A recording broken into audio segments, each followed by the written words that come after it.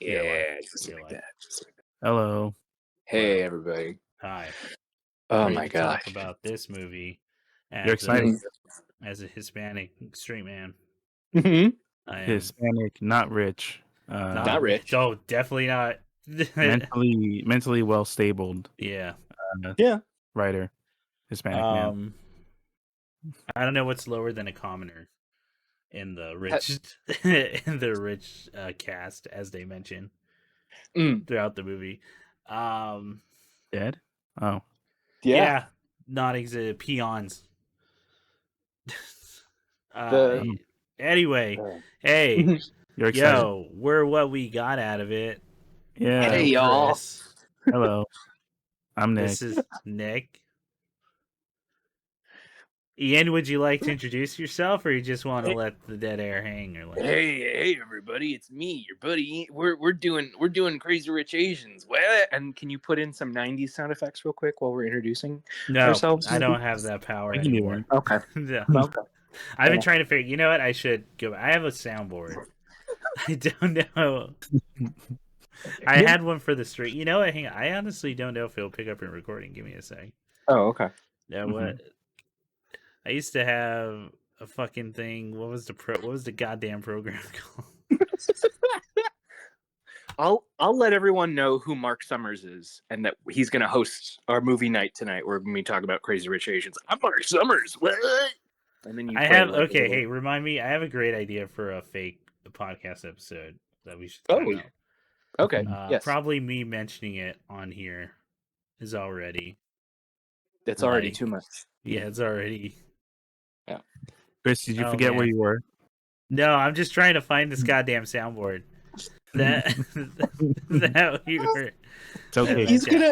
He's gonna find the soundboard, and he's just gonna play like a part, a single. So Ian, Yeah. Yeah. Yeah, you guys thought this is good practice in case like I can't host one day. Okay. yeah. So you So guys, Hey, you man. guys go. Are you crazy? Are you rich?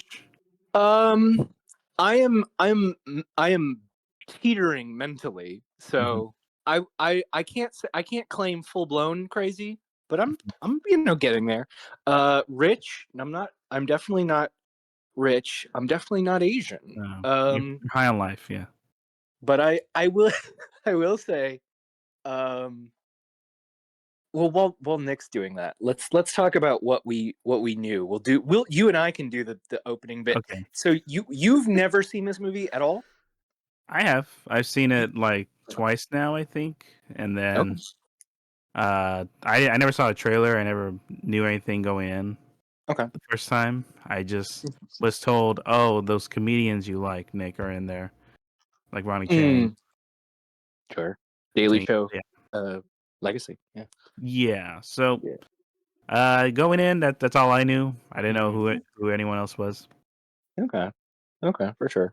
I may have been introduced to the lead actress, Constance Wu, because I know Fresh Off the Boat was kind of rolling along at this point, but I was not a regular watcher, so I kind of knew of Constance being in this film.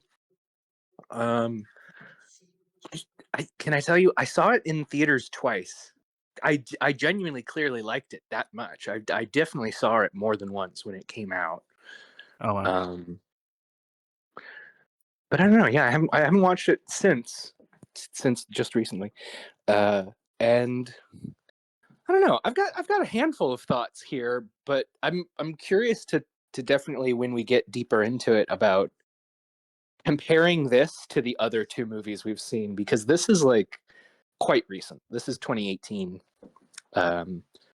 and so I feel like there should be even more drastic change. But we can talk about what's a formula that sticks in rom-coms and what's kind of different about it, and we'll get into that in the rising action, I suppose. But Chris, did you have what about you? What was your knowledge I exposure can't find of this this film? stupid fucking thing that I did.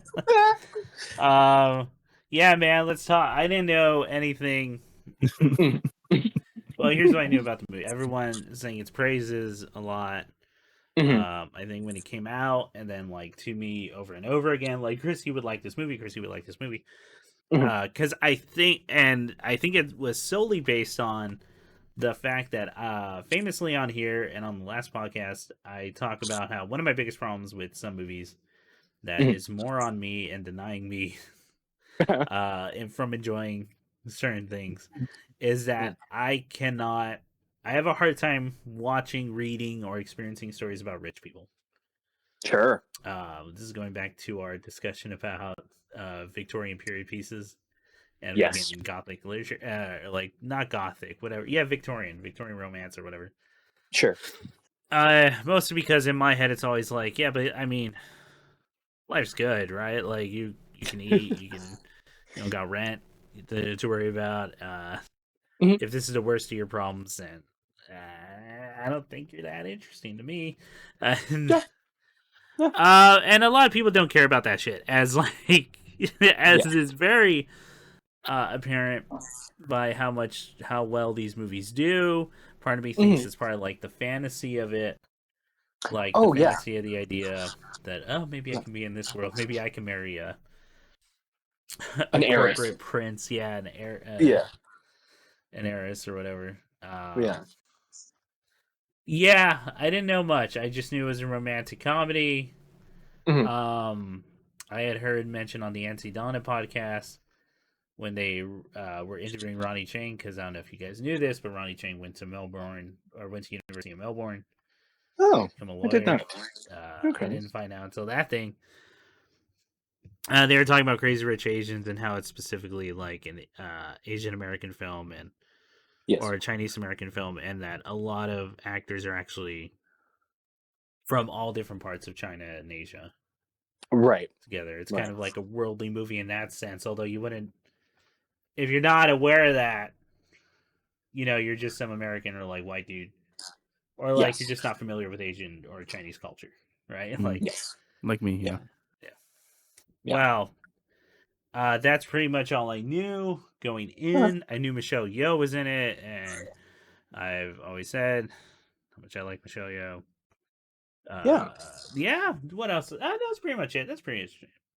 So let's just get to the climax of the movie or the podcast. Let's talk about the movie. Let's talk about Crazy Rich Asians in the climax. This movie opens up with our I know we said we're not going to do play by plays, but I really want to mention this.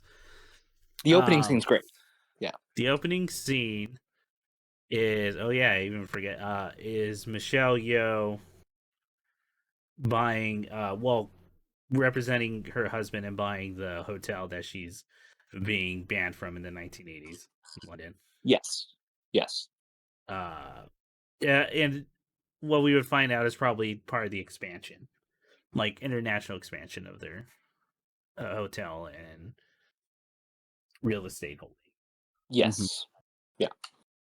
Played by while they fight an evil bald British man who very much looks evil, racist, and British.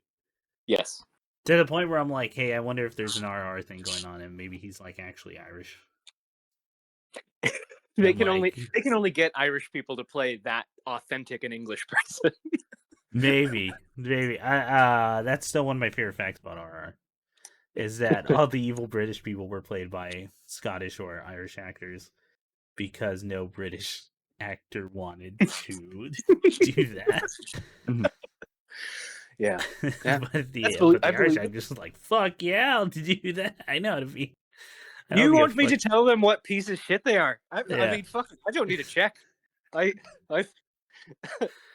So they do that scene, but I want to talk about the scene after with Rachel Chu is the name of the character, who's played by Constance Wu, who you just established from Fresh Off the Boat. Never watched the show. But she is beating someone at poker, and she apparently like duked him out. She didn't have anything. I was talking about, and they play this whole thing of like, I was playing to win, he was playing not to lose. And then they never ever bring that up again, except once where they mention she's a professor and that maybe she's gotta get a nice snazzy dress to outplay them, which I Mhm. still don't get how that's game theory. I think that's just showing people up, but whatever. And the mahjong game, 2 hours or almost 2 hours after that scene. the implication that I got being like, oh, when she finally plays to her strengths as an economy teacher, she's able to basically play them rather than trying to Yeah. play the rich people's game on their terms, basically. But Yes, it's a my long walk. thing.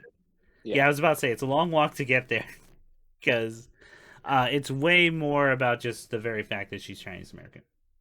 Yeah. And Yes. that they left the country and don't have money, or they don't come from generational wealth. Yeah, that's the other thing that is not super clear to me, because Constance Wu, as a economics professor at NYU, Yeah. is not poor. She's not a poor person. She's, No. if anything, like on the upper end, at least at minimum on the upper end of working class, if not an actively rich person who lives comfortably in NYC. But yes, Yeah, but she's, that is not it's generational true. owned hotels, mega rich Singapore. This is true. This is Well, true. that is it. We've talked about this, right? The how wide Mhm. that fucking gap is between middle and just Yeah, a super rich, true. This is true. This is where true. just things are different. You can fly one of those planes I've always wanted to fly in, but like I'll never be able to afford in my life. Mhm. And then No, you Chris, have you gotta like a try bar, harder. private rooms, or what? You gotta try. I gotta try. I Believe. gotta get that Sigma grind Have set. you ever tried Believe, applying Chris. yourself to a stripper I plane of your just own? keep losing everything to crypto and themed restaurants, so Ugh. I don't know. Mm. You know what? That Dracula restaurant really should have made returns. I don't understand. I felt like it should. Maybe I should have just waited one more year for Nosferatu Oh my and just god. come out with like a real sexy Nosferatu statue. Yeah. So I just want to bring up that scene because they only use it twice in the movie, and one of it's to be like, yeah, I can see, I'm tough, I can hold my own. Yeah. But Yeah. a lot of this movie, a lot of the like first hour, Mhm. because we only get a hint of conflict. I remember time stamping it with Nick. Mhm. You only get a hint of conflict at maybe the 22-minute mark in Mhm. this movie, which is, oh, it might be weird, you know. Right. Here, but yeah, but the first hour is just, hey, isn't Singapore cool? You should really visit Singapore, man. They paid a lot for this movie. Tourism Singapore, you go. It's very much like, isn't it pretty? It's part of that fantasy you see in, as we're getting like in romance comedies where the setting is supposed to be romantic and you could afford to go there, and Yeah. it's all real nice and everything works out. Yes. Yes. But Yes. I also get, because a lot of this movie, if we're being real, we don't get a lot of like full Chinese or Asian cast movies in America. That's true. And I That's fully true. understand it, and I totally get, getting to do that, show the country and like how they live, and Yeah. where all this is, just what that world is. Yeah. People don't get it. It's like, hey, this is where all, and it's all pretty good. It's all pretty good. Mhm. I mean, I'll be real. I'll settle for night street food, Yeah. porn any time of the day. Yeah. Someone who loves that shit. Yeah, that's relatable in this movie, That's Chris. relatable as food. Yeah. But a lot of it's that, and it's like a 2-hour movie. This movie feels real padded. Yeah. To me, at least when I'm thinking about it. But how are y'all feeling? How are y'all feeling about that first hour? Because I would actually argue, yeah, stuff doesn't start getting interesting until maybe the Bachelor and Bachelorette part. The Bachelorette party is with the fish. That's probably Yeah. the most jarring direct conflict that we get. And I would say that otherwise, well, I mean, it started before that, but to Yeah, your it starts point, with the family party. and all these comments about her being American and the frosty reception that Constance gets at that little shindig that Aquafina gives her a pretty dress to go to. Yeah. and we can talk briefly about some other things, because there was a comedy scene in that first hour that works for me well enough. But I do think that there is a lot of that voyeuristic, exactly what you said. It's like, hey, are you interested in what rich people's lives are like? Well, this is it. They're incredibly petty and shallow, and they're beautiful. It's all petty shallow while claiming to have old traditions that they're upholding. Yeah. But that is not the ultimate deciding factor. The ultimate deciding factor is always money and status. So, yep. Which is that's yeah, man. And I mean, we can also talk about like the idea of like, there's a degree to which the B plot that they introduce of Nick's cousin, Astrid, is kind of like the threat. Like, here's what the family's worst case scenario is: you married a commoner, and then he's gonna go around and cheat on you, because that's what those people do.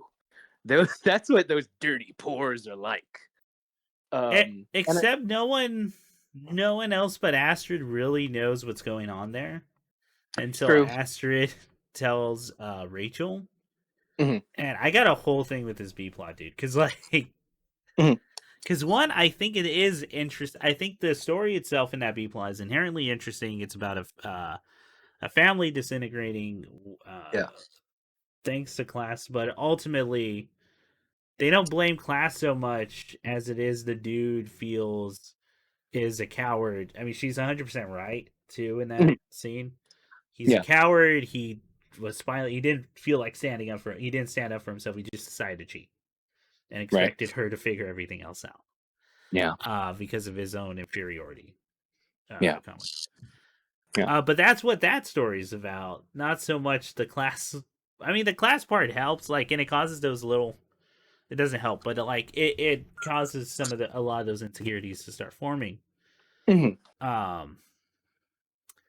I don't think you need it in the movie, and I'm always hesitant to say that because I'm like, well, it is, but it's in there, and usually the emotions are what there. But I do honestly think you can take that all out, and the movie's more or less the same. It is, and so this is a good point to ask both of you gentlemen, because I'll say this. I said earlier, I saw this movie more than once in theaters. I thought it was a pretty good rom-com. I liked it, especially at the time I saw it. Okay. I was surprised at the time. I don't know, and looking back, I thought it was still pretty strong. I was surprised at the time that they didn't franchise it, because there's like 3 more. They were definitely trying, and I do think that Astrid, like, they set Astrid up to follow her next time getting together with her ex-boyfriend played by the dancing guy. What's his name? Harry Shum Jr. But then they didn't make that movie. But so I guess my first question is, do you guys think that they could have? I think they could have spun it out into 2 more movies and done. This is an ensemble cast. You have so many characters you can do with. Astrid's storyline, of course, being that. You could. I mean, they're trying, right? They're trying to do Crazy Rich Asians 2, which would be a real funny name for that movie. That'd be very funny. Or, like, I think a TV series was in the talks at some point. Oh, really? Okay. Yeah, which I think would make more sense. On some of I guess however, you can't do those crazy expensive location shots that that are all over the movie. There's barely a reused like set. Oh no, yeah. It's crazy. Yeah. It's extravagant, definitely. Yes. Yeah, this movie has money. Mm-hmm. There's a lot of background actors, and background actors talk.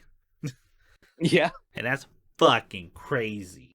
Well, I think it's a good-looking movie. I'll say that. Oh yeah. Okay, so I want to get that clear because a lot of my hang-ups are very much with like the actual story and plot. Okay. And just maybe pacing. But it's an incredibly beautiful movie. It's well shot. Yes. The costume and setting design is top notch. Yeah. Everything looks pretty. Everyone is like crazy hot. Yeah. And like super fuckable. Like it feels like that. It feels Yeah, Yeah, like yeah, you're supposed to breathable. have your pick of the litter, like almost. yeah, Yeah, yeah, Ian. yeah. Um. Oh my god, yeah. There's so many shots of just dudes' torsos, and there's nothing. Like it's You're not just wrong. The shot of Harry Shum at the end. I think it's a shot of Harry Shum near the when they do the red and gold party near the end of the movie, yeah, the big outdoor thing. There are like dude torsos and dude bottoms, like bums shot, and I was like, wow, this is okay. yeah, Well, all right, gentlemen, all right. yeah, yeah. Uh, Little maybe they something different. cast too wide a net. Maybe they scared folks off with that. I don't know. I don't know. Oh, I'm just maybe. Yeah, I baffled. don't know. I'm I baffled that wasn't it there didn't. for all that. I'm here now. Sure. That's right. And I'm Um, here going like, yeah, that's all fun and all.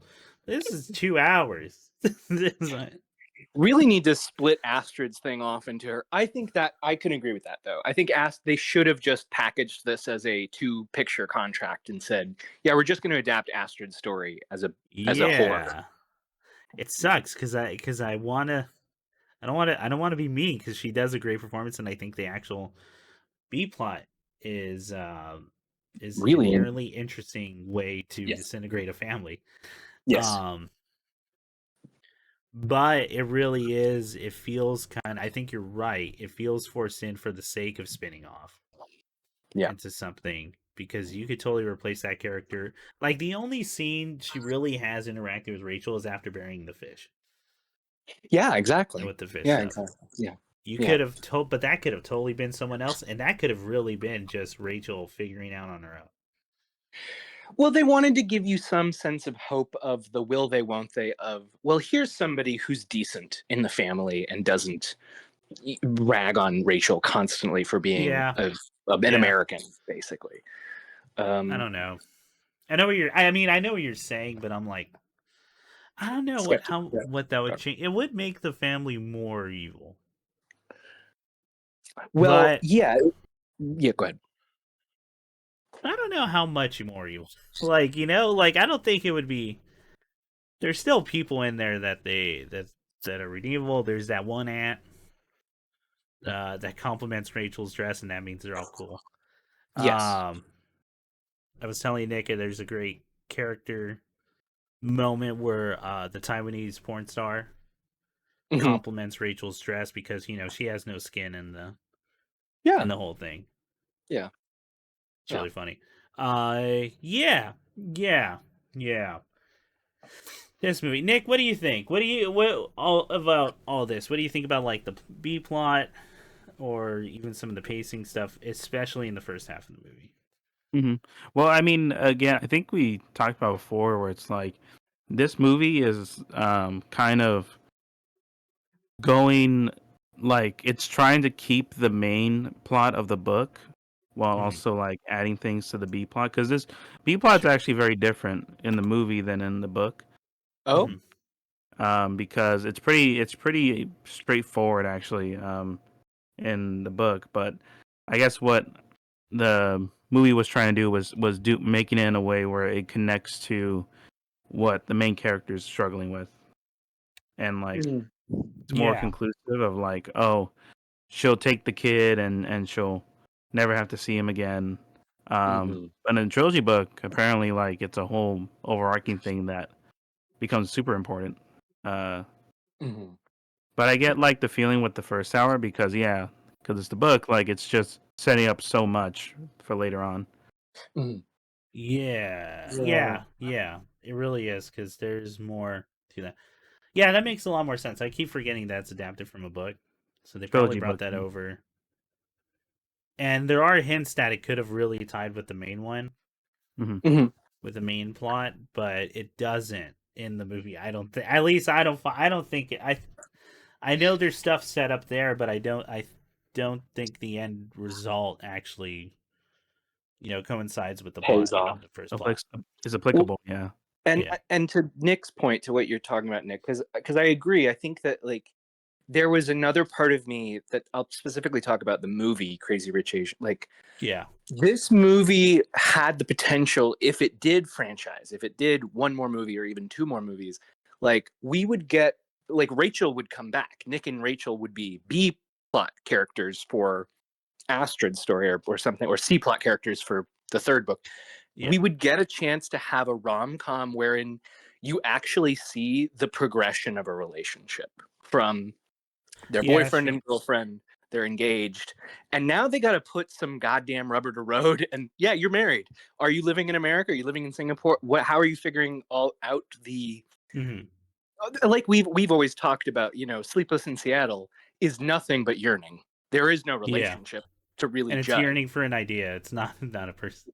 Exactly. This, at least, there's a whole bunch of opportunity, and like that's maybe what I'm kind of like, oh man, what an opportunity we lost not having that. Like, okay, but yeah, I see what you're saying, because you're right. You're right. Like the fact that Rachel and Nick are already a pretty solid couple, right? Yeah.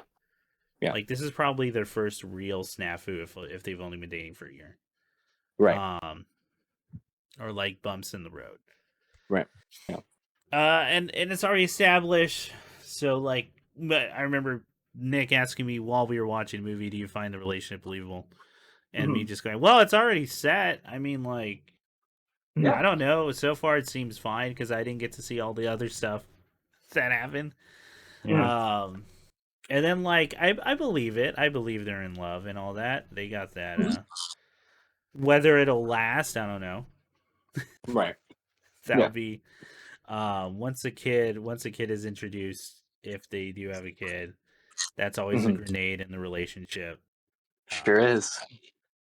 Like all this other stuff, all the class stuff is gonna be crazy once it's all. Yeah. Also, Nick could just not have the money now. Yeah. That's gonna be different. Yeah. for him. Yeah. I'd like. Has he worked? We don't know.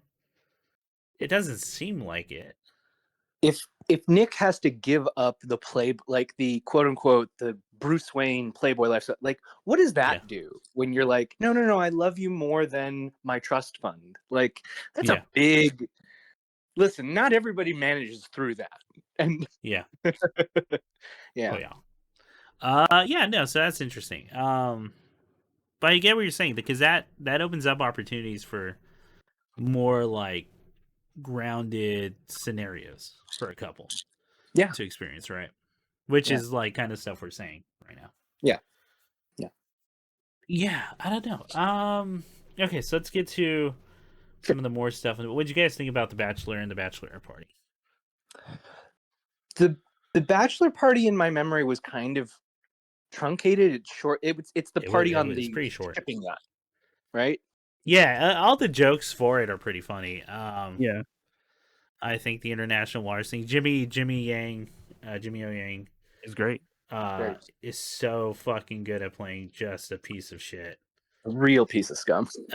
Real fucking scumbag. And so is Ronnie Chang, but in a totally different way. Yeah. Yes.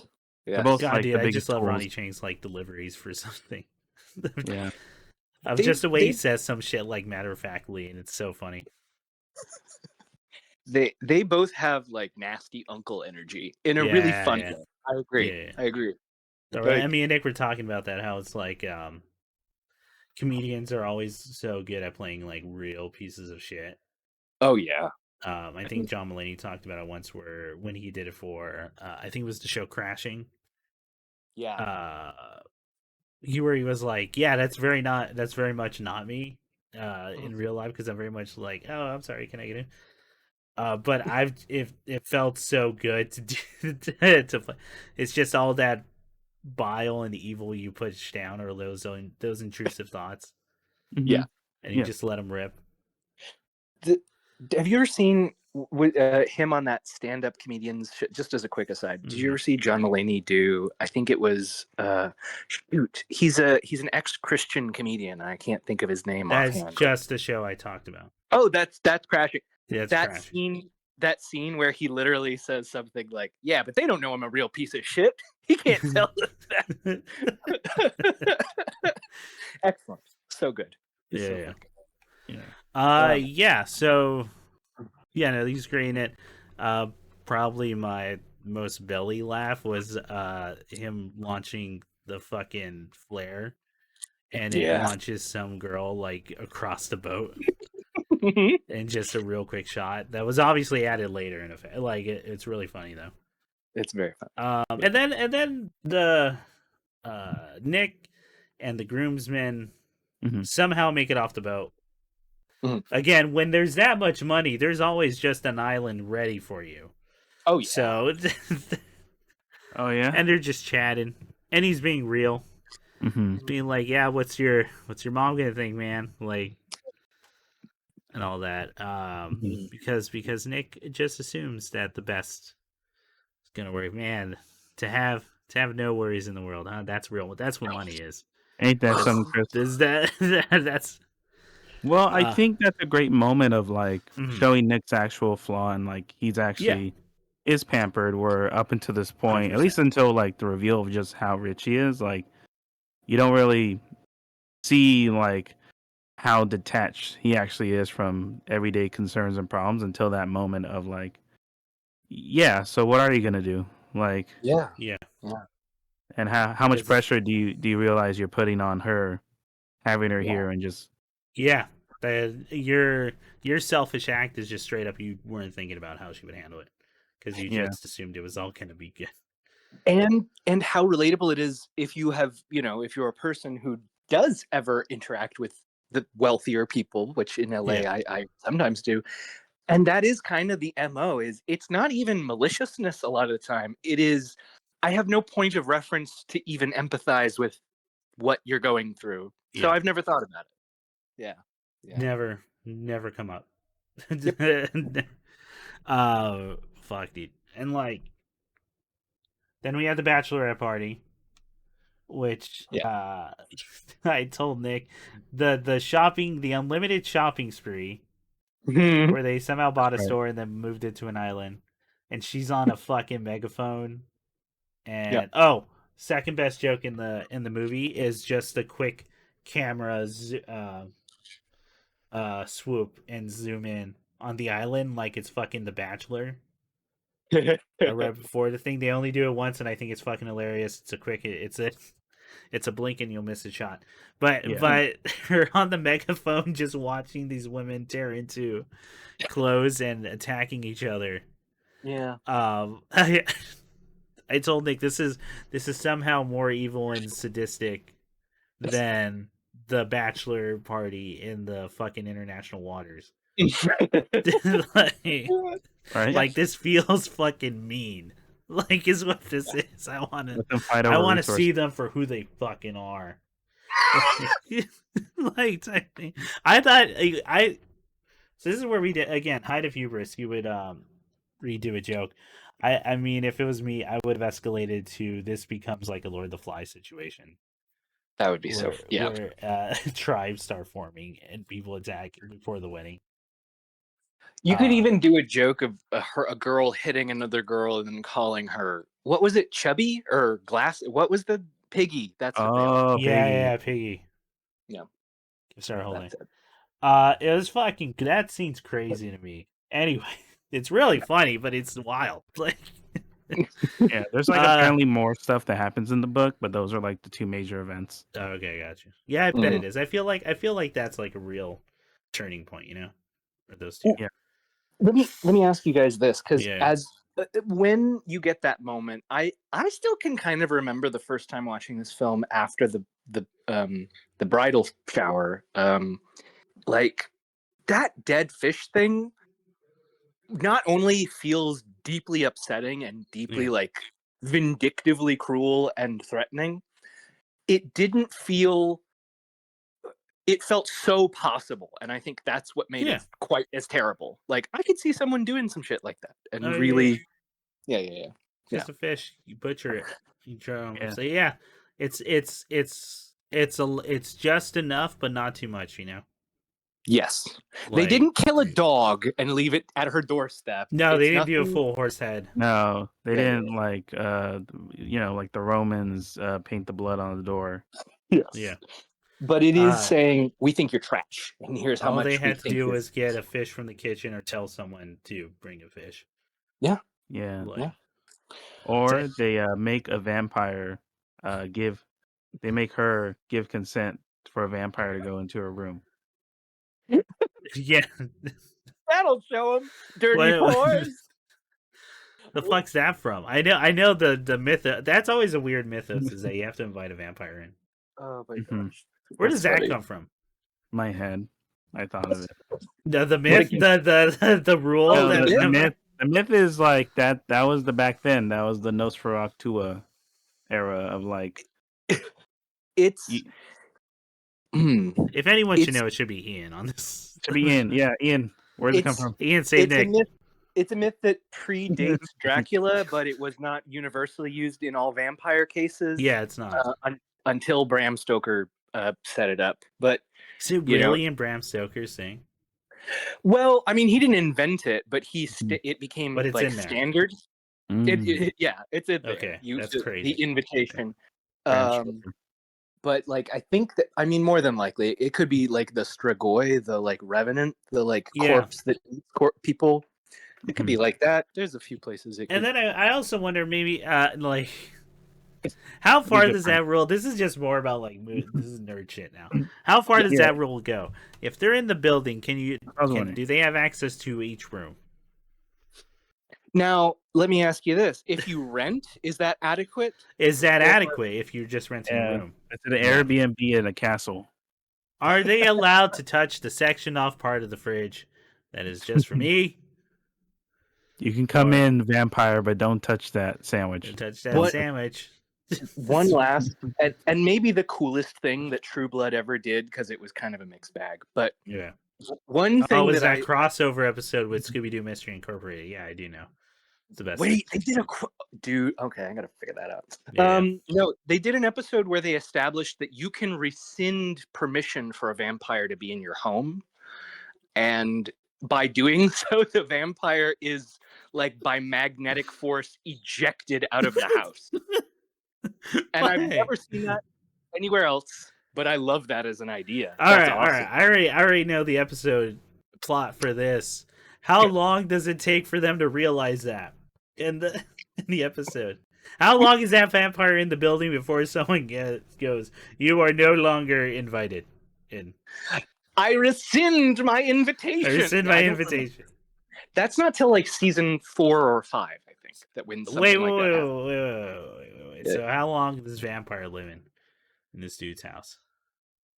Oh gosh, that's a damn good question. I'll be honest, I don't know enough about the details of True Blood to tell you. But, All right. Well, now I know in case there's ever a vampire, I could just be like, I rescind my invitation. I rescind it. Yeet. Yeah.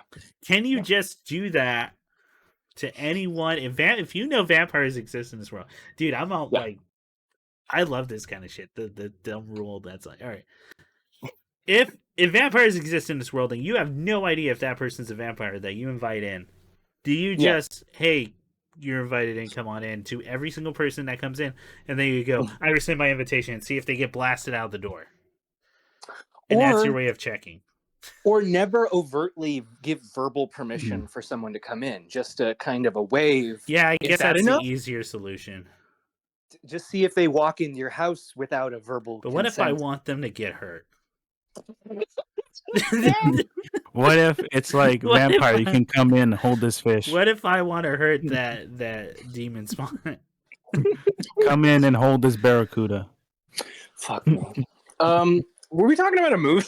Yeah, vampires are wild. They might also be racist. Go look it up. Anyway, Nosferatu? He's racist? I thought he was just dude, it misogynist. might. Hey, man, I don't know all the details, but people have been doing work and it might trace back to anti-Semitic stuff. So just everything's bad. Go look it up or something. I'm not sure where they're at on that. All right, Crazy Rich Asians. She gets the fish. This is where she starts to use her game theory and like play them. Yes. And by which I mean she gets a makeover and gets a dress. I don't know how we all feel about the dress. Does it matter? Does it matter what we think about the? I mean, about maybe the not. dress. Now that I'm like saying that, I Mhm. get what they're going for. Like, it's supposed to be a symbol of like, and this dress proves that she's in with the da da da da da, and she'll be Yeah. acceptable. But like, I guess I don't know. To that thought, I don't want to jump ahead too far, but it ultimately doesn't give her what she wants. No. She only gets what she wants when she, like we said before, like she stops trying to earn their approval and Yeah. say, to hell with you. You are dog shit people. I don't want to be part of this family. Yeah. And I don't know, like respect, like that is the attitude I think you should have if this group of people are treating you crappy for no reason. Like, Yeah. why do you want their approval? And I think that does lead into a thing we're not touching upon too much in Mhm. this episode, mostly because none of us were raised in like a Asian Chinese families. Chinese American household or or Asian families, Yeah. um, which is parental relationships in that culture Yeah. are very Mm. strenuous and weird. Yeah. At least from me growing up around a lot of Asian people Mhm. of all different kinds, and just hearing their stories and having friends telling me stories about shit and Yeah. how certain things work, and me just young teenage me just being like, "Holy shit, that's so much Yeah. more rules that you gotta think about." Yeah. Um, very different experience from the one I Yes. had. But a lot of the movie is about that. A lot of the movie Yeah. is about just those relationships. And I guess what I'm getting at is the only reason I'm not commenting on them is, again, I have no personal experience and I wouldn't be able to tell you each Meaningfully anything. specific, like Yeah. each specific analyzation, right? I mean, I Yeah. get the mom and son thing. I get the Mhm. new the new girl in that. Mhm. Yeah. Yeah. I think that's a lot more universal. But have you ever gate kept another person from your life because you were Yeah, too poor? I have. Oh, because they're poor? No, Yeah, I have. the Sure. opposite maybe. But Mm. where I'll go, oh, they come from the a lot of Yeah. money. I know I should Yeah. probably be friends with them in case they're ever really cool and want to give me something. I But I yeah. also know I won't relate to a lot of things. You know what? I will Yeah. say I had the only thing I relate to in this movie is the realization that someone you were with for a long period of your time was super rich but never told you. Oh I yeah. had that right towards the end of high school. Yeah, And Mm. someone I hung out with like since like elementary school. I went to his house for the first time. Even back then I was like, "Oh yeah, I met his parents and I met his brothers, but I never like been to his Right. home."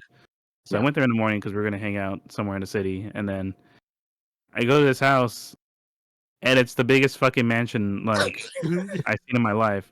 yeah, Mhm. you've told me. And then because he wears like basketball shorts and wife might be like Tank a top. yeah, I would say like it's like a cheap tank top, like a very thin tank top. Right. Right. Um, and like I was like, dude, what the fuck? And then he's like, oh, I never told you what my parents do. They're like real estate agents. Jeez.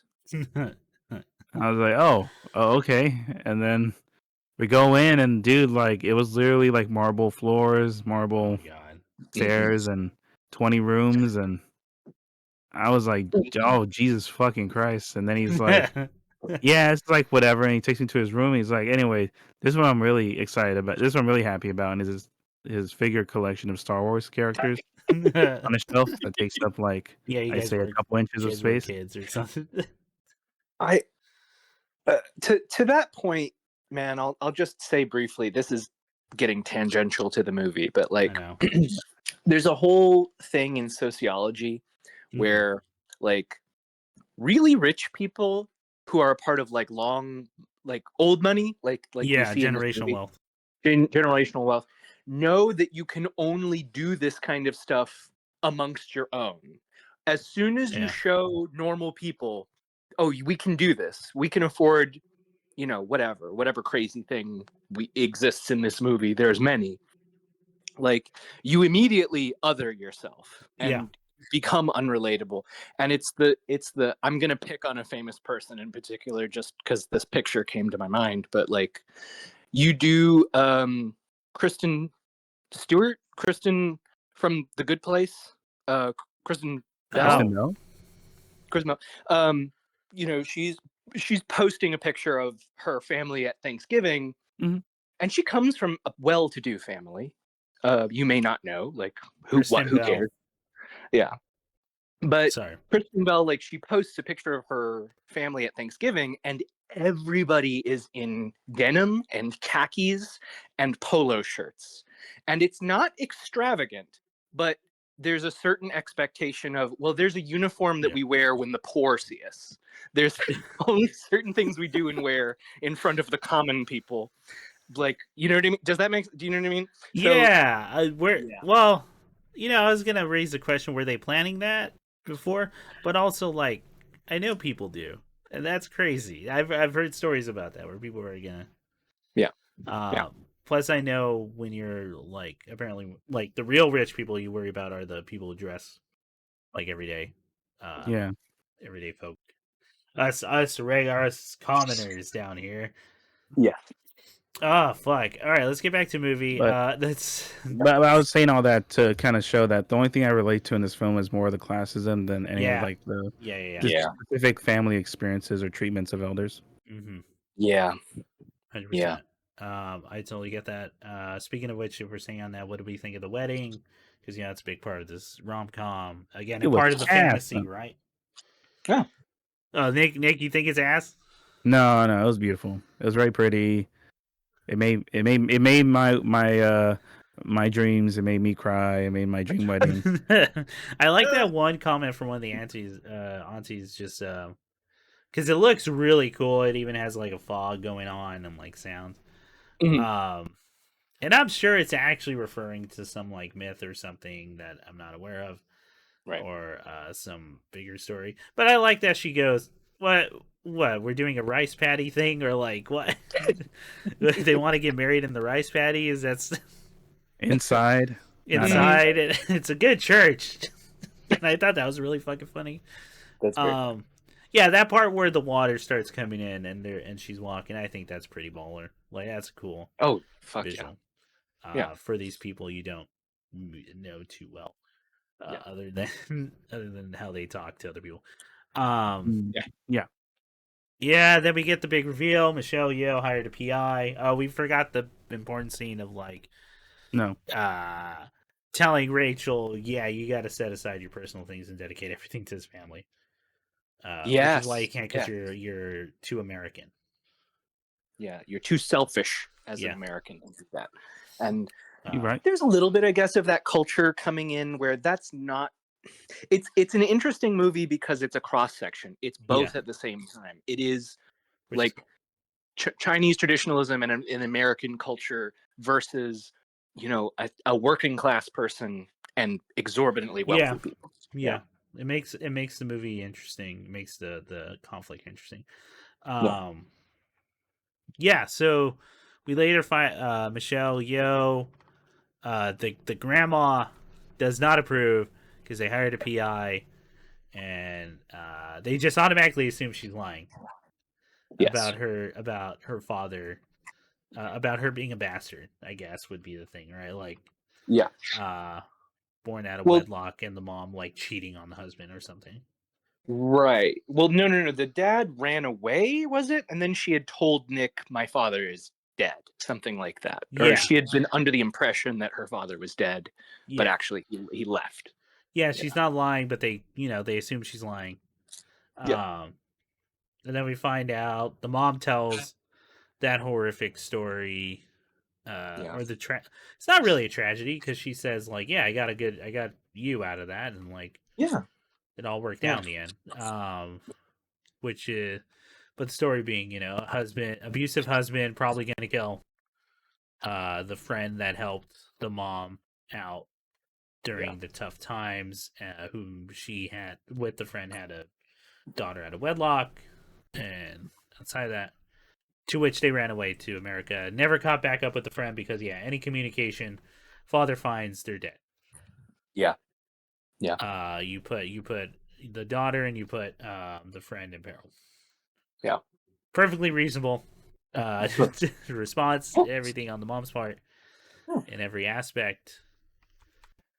So yeah, it gives her the motivation to keep going. We get that important part of the relationship with Aquafina's character.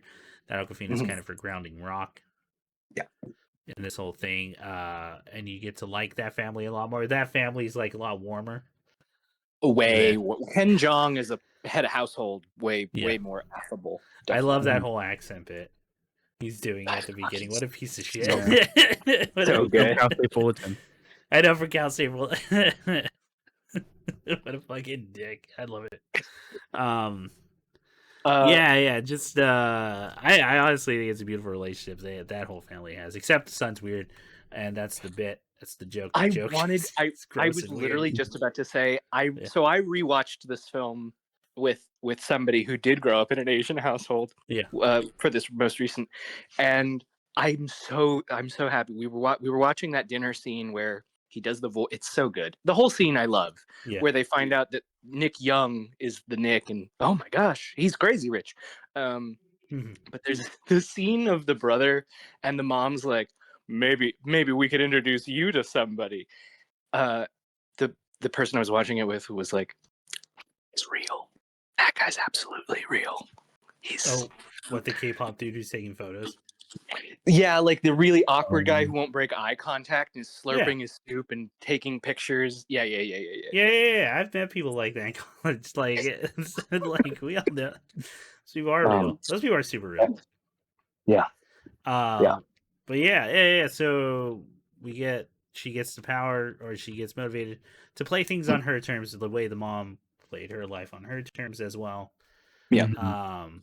And then that leads to the mahjong thing. Yes. Which is to set up the entire premise of which is actually a pretty baller move, the sense of, I'm not marrying your son, not because out of fear or anything, but because I want him to be happy. And I want you to know that you're only going to have a good relationship with your son because of me. Yeah. Because of me now. Because the very fact that we came into contact has already happened. We've had this whole relationship thing. Now I have the power to ensure you still have a loving relationship with your son. Yeah. That was pretty sick, pretty dope, pretty good. Pretty good mic drop. 2 hours, almost 2 hours in. Too long, Chris. I agree. Dude, I'll be real. This movie really went on for me. We got again. I don't even think it's that bad. I'm just like, yeah, I think we can we can start moving here. You know. I liked the fake out that we get the big confession in an airport scene, and it's not that. It's not that we've seen many times. It's no. I still have to. This doesn't resolve anything. You deciding to leave your family. No. So yeah, I love that. That's great. But I agree. There's a lot of. It could have been a slimmer thing if we had had the guarantee of other places to put more material. To go back to earlier. Yeah.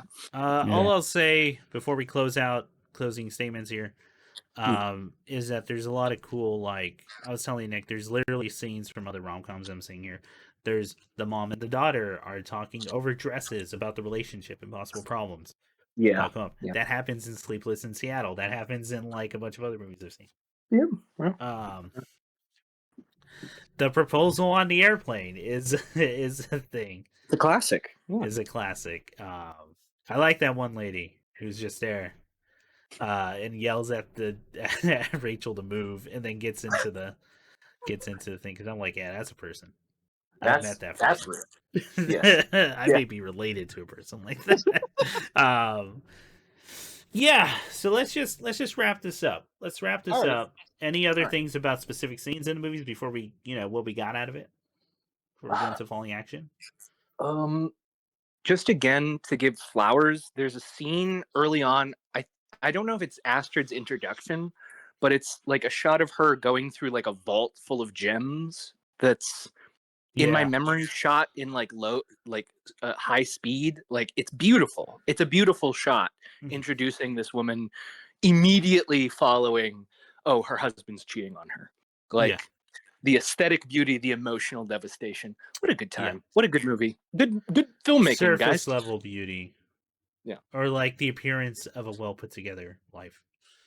Yeah. Right. Yeah. All right, so let's get into falling action. Okay. What'd you guys get out of it?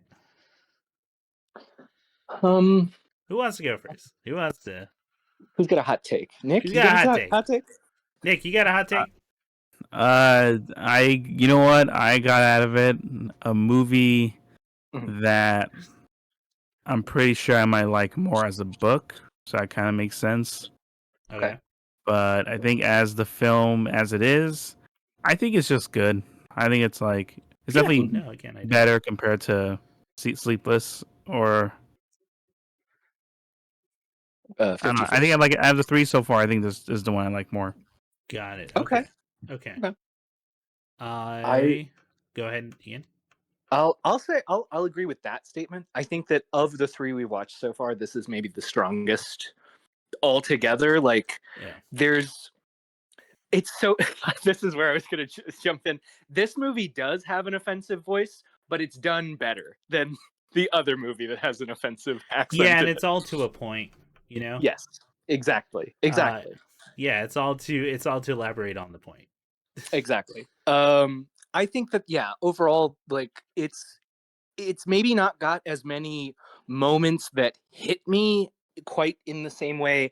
I'm thinking of Drew Barrymore crying in the rain. Yeah. I'm thinking of there's Burning the bucket, I think, is pretty brutal. burning the bucket. Like there's vignettes, there's images that are like, oh, that's excellent. I will say though, I think that the comedy in this movie is the strongest of the three. Also, so far, like this is the funnier movie of the rom com. Yeah, I'd agree with that. I think. Yeah, I think. Well, because I'm with you. 51st Dates is a lot more misses. Yes. Even though I think there are like funny bits in that movie. Like I think the whole sequence of him on the road trying to stop him is really funny. Everything with the penguin on that particular scene is really good. Oh yeah, so keep going, Ian. I'll just say that another thing that I think really hits for me in this movie is the relationship is lived in. It's like a year in when we're starting with him. So I don't know. I don't want to damn with faint praise. I love that this is a movie where these people feel in love, but it doesn't feel like that kind of diluted like infatuation. This is two people who really love each other and have been with each other for a while in my mind. Like, so that works. That works for me. What about you, Matt? Yeah. So what I get out of it? Well, obviously this movie's about like, well, a lot of the Chinese American part of it is versus being Chinese born is a big part of it for me. I relate to that a bit just because I'm technically Chicano, like born in SoCal, specifically like around LA. And compared to people and family who are Mexico born and born in Mexico, and how weird that shit gets. Because it is different. There's no getting around that. It's a different setting. It's a different upbringing. Different expectations, I would say. Expectations too, which is the part you can kind of mess around with to an extent, but you do have to recognize that, like, different environments breed different kinds of people and all that. Yeah, totes. So it relates to that a lot, and accepting that the fact that you're not quite American, you're somewhere in between, and you got to figure out and forge your own path and figure it out. And she has, and that's like the whole thing with it. And you got to play to your own strengths. Yeah. And everything, and that's how you'll succeed in a relationship and all that. And I agree with all that. It's also about a lot more. It's about generational trauma and like intergenerational politics. Like, think yourself that I am obviously not, as stated earlier in the podcast, not equipped to quite talk about, because I wouldn't be able to tell you the nuances. Sure. And all the little things they're referencing. So I would implore you to go, dear listener, research and look up other people who are probably more well equipped and or smarter than me to go talk about that. Having said that, here's the thing. Okay, I like this more than Sleepless in Seattle, obviously. Yeah. And and objectively, it's a better movie than 50 First Dates. I agree with that too. Mhm. I think the more interesting parts of 50 First Dates to me are stronger than this movie is overall. I can get that. Yeah. It's just that 50 First Dates has really rough edges, especially in those first like 20 minutes. Yes. But I would Yeah. also argue this movie has a very like it's not that interesting to me in the first hour because it's all just how pretty everything is and how Yes. cool and like look at money, extravagance, the fantasy. You could be this if you were in a different life. Look how they live. And that doesn't do anything for me. Other than like let's do something crazy with the rich money. Yes. This is more of just showing like this is probably feels a little bit more grounded in that the way the parties play out. Mm-hmm. Versus maybe I would have wanted the more over the top thing, which you kind of get with the bachelor party and the bachelorette thing. Yeah. Which again I found more funny and interesting. I definitely had myself prepped for like it's not this kind of movie, so they wouldn't do that, but like a Wolf of Wall Street-esque party, like yeah, that's kind of what I was thinking about, do. man. Like, but Wolf of Wall Street also has that decadence thing that it just doesn't. Or no, I'm thinking of Great Gatsby on that end. Never mind. Oh, those movies came out the same year. Could you believe it? And DiCaprio was the. Huh. Anyway, sorry. Go ahead. Yeah. Oh, I was saying like the kind are you thinking like the debauchery of like I paid for a room full of dwarves we can throw at a target, like that kind of deranged rich people. Yeah, and I'm just gonna go with they're saying that, and you're just say I'm gonna assume the Bastian.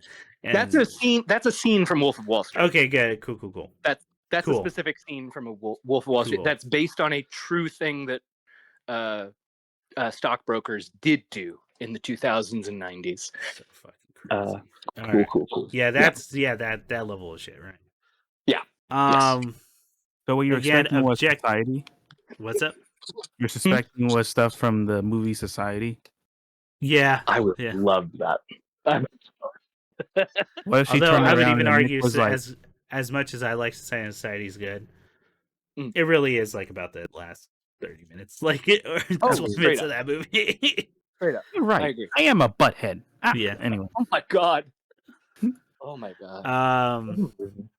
Okay, so objectively, just it's a better movie than both, I think. But I think the more interesting parts of 50 First Dates are a lot. Just do a lot more for me.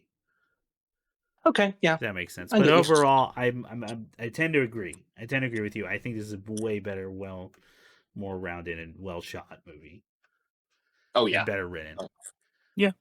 Even though I think a lot of chaff could have been cut, but well. So it's not a perfect movie for me. It's a flawed movie still, but it's better than most. All right, so that leads into the rankings that we can get into. First we have to decide what is the percentage of Rom to Com. Give us our previous two ranks on this. All right, we have 50 First Dates at 40% Rom, 60% Com. Okay. We have Sleepless in Seattle, which I remember this number being a compromise of 75% Rom to 25% Com. Okay. So where is Crazy Rich Asians? I think it's higher than 40. Definitely higher than 40 for Rom. Yeah. I don't even think it's a 50-50. I want to say it's like, my guess is 60% Rom, 40% Com. That's actually where I was going to say. Okay. Are we going with that? I'm happy with that. That feels good. I even feel like I'm being a little generous there. But sure. Yeah. All right. 60% Com versus 40% Com. Yeah, right. Oh, sorry. 60% Rom, 40% Com. Wait, no. Yes. No, that's right. Yeah. I almost sneezed and died. You ever like sneeze, but then And you then don't, almost die. and then no, you could, because like you You could could cover your nose and mouth and just create an aneurysm. Oh, blow can your I? own Oh brain. man, I'm gonna try Don't do it, Chris. it. No, you have so much to live for. Think of all the rom-coms you have to Think hate. of all the rom-coms you have to fucking watch. These women have feelings. Ugh, like fucking die. Anyway, We're gonna get to that kind of character in one of these movies. I know it. Oh yeah. most relatable film. Yeah. What was the suggestion? Nick made a real good joke of like, hey, what if we Oh yeah. a real good suggestion of what if it's just a year of movies where it's all just men talking around a table For like Fuck. 3 hours. for like 2 hours, because that's a genre in it of itself. And I thought that was so funny. I would have been like, oh, because we could keep making the joke of finally a movie for us, and what we men in a war room. Like, just 3 men talking about. see, the audience did not know during our previous project that we actually had an entire poker table between us. Yeah. And the microphone was in the middle. Oh fuck, that's funny. Okay, The game room. do we buy the romance? I do. I buy it. I know people I like do this too. Yeah. I will say maybe a little too lovey-dovey after a year. Okay. Not enough trash talk, but that's just me. I don't know how normal people. Sure. Well, no, Chris, you're into that. You want to get stepped on. Ah, You want No, I saw the way you. Sure. I saw the way you looked at like Jean. Sean. Fucking no, from X-Men. Gene? Jean, yeah. Gee. John Jacob Jingleheimer Smith. No, Jean Grey. I saw the way you saw Jean Grey. Oh, Goblin Queen Jean Grey though. I remember at the pause I went, Chris needs to see this, and I showed Goblin him like, thank you, Queen Nick. Jean I'm Grey. like, you're welcome. Yeah. I get it. Hey, I get it. Hey man, I get it. I get the hatred for the world. I get that. I'm into that. Look as sexy Okay. as possible. Where are we ranking this Mhm. in our 3? Based on the kind of holistic thing, I would push for above the other two. I would put it at 1 above the other 2. I would probably put it above. Although, what would I watch again? I definitely wouldn't watch Crazy Rich Asians again. Would you watch 50 First Dates? The problem is 50 First Dates I would just skip until Drew Barrymore shows up. Right. Yeah, that's where the movie gets good. Yes. Yeah, that's where Yes. the movie becomes interesting. Like, Yeah. But I would also argue for Crazy Rich Asians, I would skip like a good chunk of that movie. Yeah. But I'm willing to put out 1. You guys agree? What do you think, man? What do you think? No, I Nick? mean that's more than fair. Yeah. All right, number 1. Yeah, it's more than fair. Yeah. All right. All right. Go ahead. As someone who knows nothing about rom-coms, this is just my last 2 cents. I will say my expectation is there won't be a lot of movies that come nearly as good as this. I think this is the better end of That's really depressing well, to me. Well, I think we're gonna have a fun time. You're kind of ruining this for I'm me. so sad. I'm so Well, sorry. No, Ian's doing that thing where it's like, hey, high school's peak. Enjoy this. Oh man, it's gonna Yeah. be so great when I fucking love 500 Days of Summer, and I just What if you become love it, annoying. dude? Yeah. What if I love it? What if I? Well- if Love and Basketball becomes like the referential movie you talk about? From what I've seen from Love and Basketball, that seems like a realer relationship to me. But that's because I've known relationships like that. So, You did a pickup, like you did a quick pickup like game. layup. Man, okay, there's a line in this movie Yeah. where she's making fun of Nick for going to like a shitty or a shittier YMCA than the Mhm. rich YMCA to play basketball at. And in my head, I'm going, the type of YMCA doesn't fucking matter. It's so hard to find a good pickup team and good people Yes. to play basketball with. When you find them, you stick with where you're at. So like, True. True. like, fuck off with that shit. For judgment stuff. Livid. Anyway. You don't know hoops. Anyway. There you go. Yeah. Okay, so our ranking as of right now is number 1, Crazy Rich Asians. Number 2, 50 First Dates. And then number 3, Sleepless in Seattle. Wow, never thought Sleepless in Seattle would be that much, but we really didn't like that movie. So Yeah. that's where we're at right now. For the denouement, anyone have anything to suggest listeners check out? Yeah, I'm Is gonna the go book. ahead and throw out a movie that came out the year afterward, Mm-hmm. and might be a good suggestion for us down the road at some point to talk Yeah. about. The Farewell, directed by Lulu Wang, stars Aquafina, and it's similar themes. It's about an American Chinese woman who I believe she's a lesbian, It's called The and so Farewell. Yeah. she goes back to China to kind of invigilate her grandmother's passing. Like her grandmother is on the way out, Yeah. so she's sticking around, and there's just a lot of tension between her living her American life and her family's expectations. And apparently, most of this film is autobiographical, based on Lulu Wang's real life, really going to back to China to see her grandmother pass in her 30s. So most of that stuff's all true. It was a pretty interesting movie. It would be worth revisiting, and it's got a lot of themes that overlap with Crazy Rich Asians. So. Yeah. Okay. That sounds interesting. Nick, any suggestions? Yeah, I mean, I would suggest the book series, Crazy Rich Asians. Nice. Yeah. There's a cool kind of, if you, I By guess, like Kevin if you Kwan. watch, yeah, by Kevin Kwan. They're actually legit, like really good books. I remember like checking out the audiobook way back. Mm. Because I was told that the third book is really good, Rich People Problems. Okay. Yeah. Oh, and he has a new book, Lies and Weddings, that just Yeah. Ooh. released in June. Okay.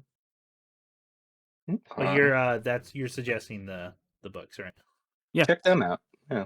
Got it. Okay. Let's see. Off the top of my head, what am I thinking? What am I thinking? What am I thinking for a suggestion for this movie? Okay, so I got a crazy one. To me, and I want to see how y'all feel about this. This will be for a bigger talk later, just because I'm looking at the time. Sure. To me, when I think about the spectacle and this decadence of rich people stuff that shows up in a bunch of movies, especially like rom-coms and like musicals, especially Yeah. where it's all about the set stuff. To me, that goes back to my conversation about like spectacle in terms of like monster movies and like just how what's actually happening and what you're seeing in visuals are just as important as the story because it's a movie.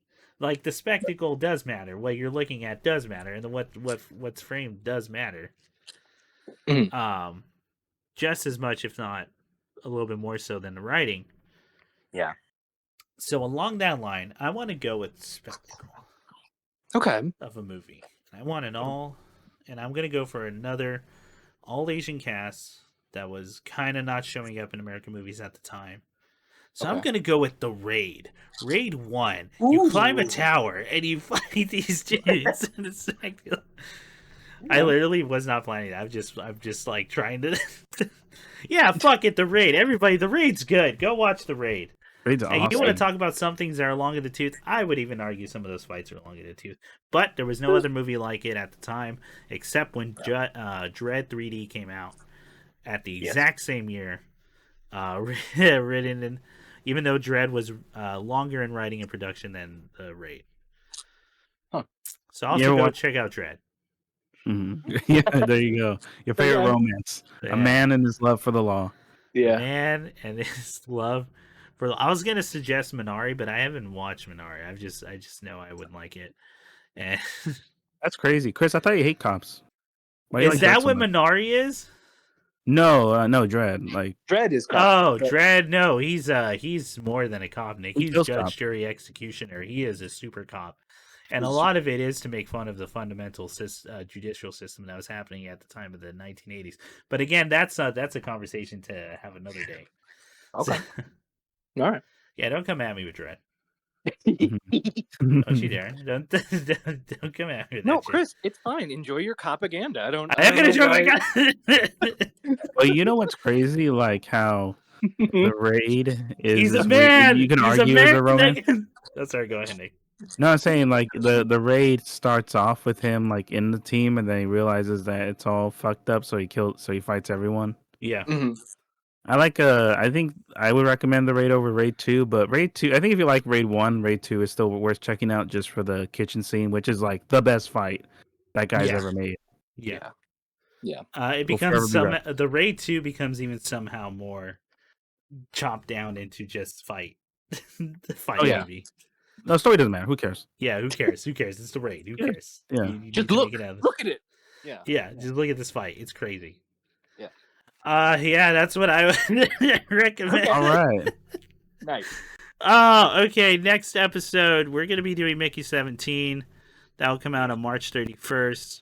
And then our rom com for next month on the 15th is going to be Love and Basketball. Sweet. Looking forward to that one because that one's been on the list for a while. Mhm. So, that's pretty much it, right? Anyone got anything? else? I I was mean, crazy for this movie, and I felt rich after watching it. good. I didn't feel crazy or rich or Asian, but I loved it. I can't wait. I just looked it up. There Well, are that's probably there is for a the better. TV series. Yes.